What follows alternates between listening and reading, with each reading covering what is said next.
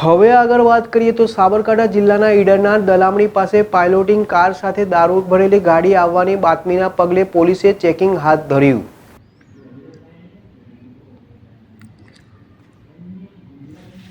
સાબરકાંઠા જિલ્લામાં વિદેશી દારૂના બુટલેગરોનો આતંક, ફિલ્મી ઢબે દારૂની હેરાફેરી અને પોલીસ પર જીવલેણ હુમલો। તો સાબરકાંઠાના વડાલી તાલુકામાં બુટલેગરો દ્વારા વિદેશી દારૂની હેરાફેરી કરતી વખતે ફિલ્મી ઢબે દહેશત ફેલાવવાનો પ્રયાસ।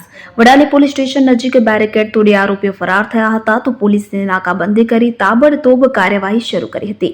ફરાર થતા આરોપીઓએ ઇનોવા કાર એએસઆઈ નરસિંહભાઈ પર કાતિલ ઇરાદે ચલાવી દેતા નાની મોટી ઈજાઓ અને અન્ય ક્રેટા કાર કે જે પીછો કરી રહી હતી તેને પણ ટક્કર મારી નુકસાન પહોંચાડ્યું હતું।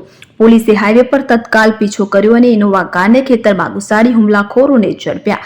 આરોપીઓ પાસેથી કુલ ₹17,22,000 કરતાં વધુ કિંમતનો વિદેશી દારૂનો મુદ્દામાલ સહિતનો અને ઇનોવા કાર ઝડપી પાડવામાં સફળતા। વડાલી લોકલ પોલીસ સહિત એલસીબીની સંયુક્ત કામગીરીથી સમગ્ર ઓપરેશન સફળ। તો 2 આરોપીઓને ઝડપી અન્ય 4 આરોપીઓ વિરુદ્ધ કાયદેસરની કાર્યવાહી કરી વધુ તપાસ હાથ ધરી છે।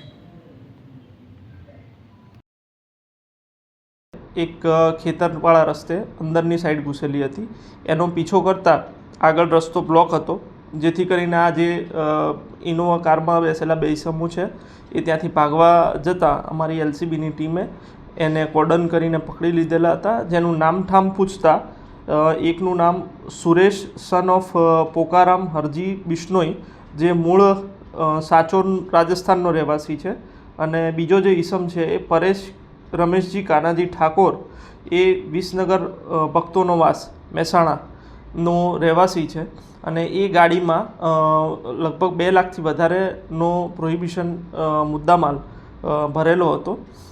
જે બાબતે વડાલી પોલીસ સ્ટેશનમાં અમારા જે એલસીબીના હેડ કોન્સ્ટેબલ છે વિનોદભાઈ, એમણે આ જે ઈસમો છે એમના વિરુદ્ધ જે BNS